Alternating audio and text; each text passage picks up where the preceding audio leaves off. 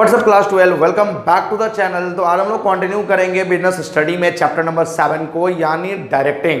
तो देखो, डायरेक्टिंग में प्रीवियस वीडियो में हमने पढ़ा था there are 4 elements: motivation, supervision, leadership and communication. Motivation already हमने प्रीवियस वीडियो में कंप्लीट कर रखा है। अगर आपने प्रीवियस वीडियो नहीं देखा है तो पहले जाकर के आप देख लो। उसके बाद आज के वीडियो में जो हमने टॉपिक्स कवर करना है वो है सुपरविजन। बाकी 2 वीडियो और आएंगे, जिसमें एक वीडियो में मैं लीडरशिप आपको बताऊंगा और दूसरे वीडियो में कम्युनिकेशन बताऊंगा, और ये चैप्टर हो जाएगा कंप्लीट। तो चलो विदाउट वेस्टिंग एनी टाइम हम लोग देखते हैं कि सुपरविजन होता क्या है। What is the meaning of supervision? देखो क्या लिखा है हमने, it refers to instructing, instruct करना, गाइडिंग, गाइड देना, मॉनिटरिंग, मॉनिटर करना, एंड ऑब्जॉर्बिंग द एम्प्लॉइज। किसको ऑब्जॉर्ब करना? एम्प्लॉइज को, while they are performing the job in the organization। यानी कि सुपरविजन का मतलब क्या होता है कि जब एक एम्प्लॉइज किसी ऑर्गेनाइजेशन में अपने जॉब को परफॉर्म कर रहा होता है, अपने काम को कर रहा होता है, तो उसके काम को इंस्ट्रक्ट करना, गाइड करना, मॉनिटर करना और एब्जॉर्ब करना, that is called the supervision. अब उसके बाद सुपरविजन क्या है? The word supervision is the combination of 2 words. यानी सुपरविजन जो होता है वो बेसिकली 2 वर्ड के कॉम्बिनेशन से बनता है, super and vision. Where super means over and above, यानी सुपर का मतलब क्या होता है? Over and above, and vision means seeing over, और विजन का मतलब होता है देखना। Basically so the supervision means seeing the activities of employee from over and above.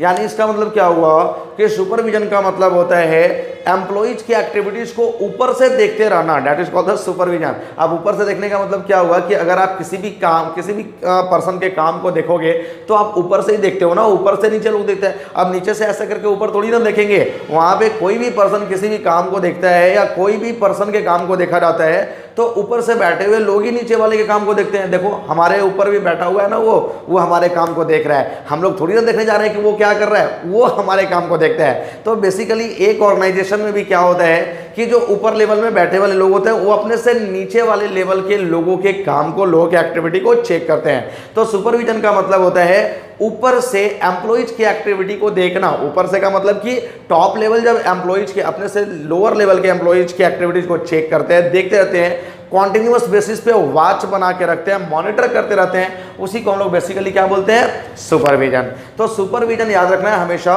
कि supervision is the combination of 2 words, super and vision, where the super means over and above and vision mean seeing over. यानी किसी भी employ की activity को ऊपर से watch करना, monitor बना के रखना, that is called the supervision.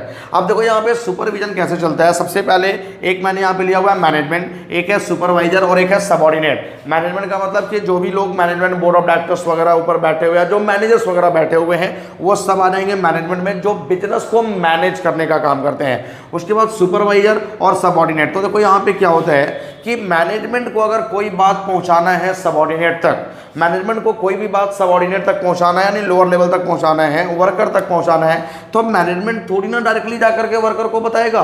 Management जो भी बात पहुंचाना चाहता है सबऑर्डिनेट तक, वो बात बताएगा सुपरवाइजर को, और सुपरवाइजर फाइनली जाकर के वो बात बताएगा सबऑर्डिनेट को। तो देखो एक मैनेजमेंट सबऑर्डिनेट तक क्या क्या बातें पहुंचाना चाहता है, तो वो कुछ डिफरेंट प्लान्स के बारे में बताना चाहता है, कुछ डिफरेंट पॉलिसीज के बारे में बताना चाहता है। यानी मैनेजमेंट ने जो प्लान बनाया है उस प्लान को इंप्लीमेंट किससे करवाना है? सबऑर्डिनेट से। तो ये मैनेजमेंट प्लान को सबऑर्डिनेट तक डायरेक्टली नहीं पहुंचाएगा, वो बीच में सुपरवाइजर का हेल्प लेगा। सुपरवाइजर जाकर के सबऑर्डिनेट तक ये प्लान पहुंचाएगा और सुपरवाइजर सबऑर्डिनेट को उस प्लान को इंप्लीमेंट करवाएगा। उसके बाद जितने भी पॉलिसीज हैं कि अगर प्लानिंग हमने कर लिया तो उसके लिए गोल तक पहुंचने के लिए पॉलिसीज भी बनानी पड़ती है। वो पॉलिसीज बनाता कौन है? मैनेजमेंट। तो ये पॉलिसीज भी सबऑर्डिनेट तक जाना या सबऑर्डिनेट से फॉलो करवाना, ये डायरेक्टली सबऑर्डिनेट को जाके नहीं बताएगा, ये बताएगा सुपरवाइजर को, सुपरवाइजर बताएगा सबऑर्डिनेट को। उसी तरह से बेसिकली अगर सबऑर्डिनेट को कोई बात मैनेजमेंट तक पहुंचाना है तो सबऑर्डिनेट डायरेक्टली मैनेजमेंट के पास नहीं जाएगा, अथॉरिटी ही नहीं है। तो सबऑर्डिनेट किसको बताएगा? सुपरवाइजर को, और इनके बातों को सुपरवाइजर कहां तक लेके जाएगा? मैनेजमेंट तक। तो देखो एक सबऑर्डिनेट सुपरवाइजर मैनेजमेंट तक क्या क्या बात पहुंचाना चाहता है, तो वो कुछ सजेशंस देना चाहता है। वो प्रिंसिपल ऑफ मैनेजमेंट हमने पढ़ा था ना उसमें कि कुछ भी जो सजेशंस है, कुछ आइडिया है, यानी एम्प्लॉइज को फ्रीडम दिया जाता है कि आप कुछ नए नए सजेशंस, नए नए आइडियाज लेकर के आइए। अगर सजेशंस अच्छा लगा, आइडिया अच्छा लगा तो उसके लिए उनको गुड रिवार्ड भी दिया जाता था। तो यहाँ पे अगर सबऑर्डिनेट के पास कोई आइडिया है, कोई सजेशन है और मैनेजमेंट तक पहुँचाना चाहता है बट वो डायरेक्टली नहीं पहुँचा सकता, तो सबऑर्डिनेट बताएगा सुपरवाइजर को, सुपरवाइजर बताएगा मैनेजमेंट को। उसी तरह से अगर सबऑर्डिनेट को कोई कंप्लेन करना है कोई प्रॉब्लम्स है और अपने प्रॉब्लम्स को रिप्रेजेंट करना है टू द मैनेजमेंट, तो डायरेक्टली ये रिप्रेजेंट नहीं करेगा, ये रिप्रेजेंट करेगा सुपरवाइजर को और सुपरवाइजर इनके कंप्लेन को, इनके प्रॉब्लम्स को लेकर के जाएंगे मैनेजमेंट के पास। तो ये यहाँ पे जो सुपरवाइजर है, ये सुपरवाइजर बीच में क्या कर रहा है, दोनों के बातों को एक दूसरे तक शेयर करने का काम कर रहा है कि मैनेजमेंट के बात को इंटरप्रेट कर रहा है सबऑर्डिनेट तक और सबऑर्डिनेट के बात को इंटरप्रेट कर रहा है मैनेजमेंट तक। तो supervisor is a middle man, supervisor एक मिडिल मैन है जो एक दूसरे के बातों को एक दूसरे तक इंटरप्रेट करने का काम करता है। तो ये हो गया सुपरविजन का मतलब। अब हम लोग देखते हैं द इंपॉर्टेंस ऑफ सुपरविजन कि क्या क्या इंपॉर्टेंट रोल प्ले करता है एक सुपरविजन किसी भी ऑर्गेनाइजेशंस के ऑपरेशन में। तो देखो यहाँ पे हमने ये डायग्राम बना के लिखा है कि ये सारे रोल्स प्ले करता है एक सुपरविजन किसी भी ऑर्गेनाइजेशंस के ऑपरेशन में।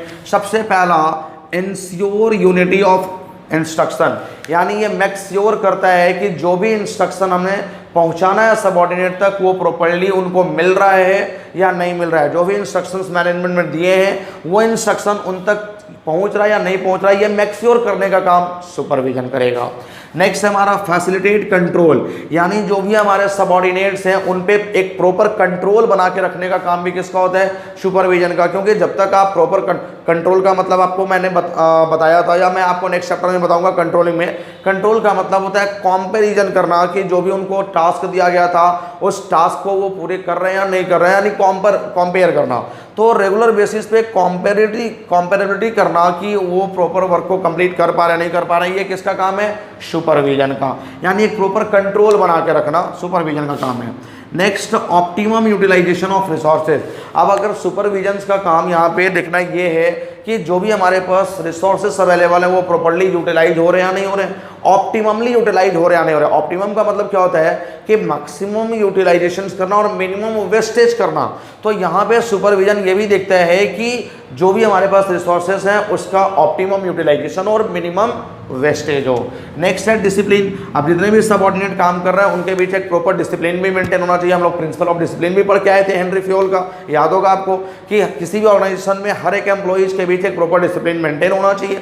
तो जितने भी अब सबऑर्डिनेट काम कर रहे हैं उनके बीच में प्रॉपर डिसिप्लिन मेंटेन होगा, तभी वो काम को अच्छे से करेंगे, अपना 100% कंट्रीब्यूशन देंगे। तो ये सुपरवाइजर का काम है, सुपरविजन के अंडर में आता है कि जो प्रॉपर डिसिप्लिन मेंटेन हो रहा है या नहीं हो रहा है। नेक्स्ट है फीडबैक। अब अगर कौन सा सबऑर्डिनेट काम कर रहा है, कौन सा सबऑर्डिनेट अच्छे से काम कर रहा है, कौन सा नहीं कर रहा है, अगर फीडबैक भी चाहिए तो सुपरविजन के हेल्प से ही फीडबैक मिलता है कि हाँ ये सबऑर्डिनेट हमारा ये एम्प्लॉय अच्छे से काम कर रहा है, ये एम्प्लॉय अच्छे से काम नहीं कर रहा है। उसके बाद होता है इम्प्रूव कम्युनिकेशन। अब सुपरविजन जो होता है वो कम्युनिकेशंस को भी इम्प्रूव करता है, क्योंकि देखो यहाँ पे सबऑर्डिनेट को अगर कोई भी बात पहुँचाना है तो सुपरवाइजर के थ्रू पहुँचा रहा है, तो कम्युनिकेशन तो ही हो रहा है ना। सबऑर्डिनेट और सुपरवाइजर के बीच में जो कम्युनिकेशन हुआ वो कम्युनिकेशन सुपरवाइजर और मैनेजमेंट के बीच में हो रहा है, तो एक दूसरे पे कॉन्टिन्यूस बेसिस पे कम्युनिकेशंस भी होते रहता है। तो ये सुपरवाइजर और सबऑर्डिनेट और मैनेजमेंट के बीच का कम्युनिकेशंस को इम्प्रूव करता है। Next improve motivation. अब यहाँ पे मोटिवेशन भी सुपरविजन के हेल्प से ही इम्प्रूव होते हैं। मोटिवेशन कैसे, अब देखो अगर सारे एम्प्लॉय एक डिसिप्लिन प्रॉपर मैनर में काम करेंगे और वहाँ से फीडबैक भी मिलती रहेगी कौन अच्छा काम कर रहा है कौन अच्छा काम नहीं कर रहा है, तो वहाँ पे जब कोई एक पर्सन अच्छा काम करेगा तो दूसरा भी उससे मोटिवेट होगा कि नहीं ये अच्छा काम कर रहा है, चलो हम भी पीछे क्यों रहे, हम भी अच्छा ही काम करते हैं।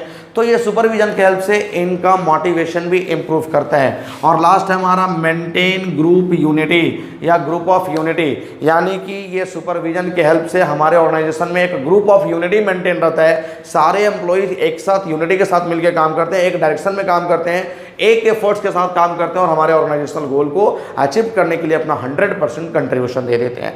तो ये द गाइड सुपरविजन। हमने पढ़ा the meaning of supervision and the importance of supervision, बस यही दो टॉपिक है सुपरविजन में। और सुपरविजन हमारा कंप्लीट हो गया।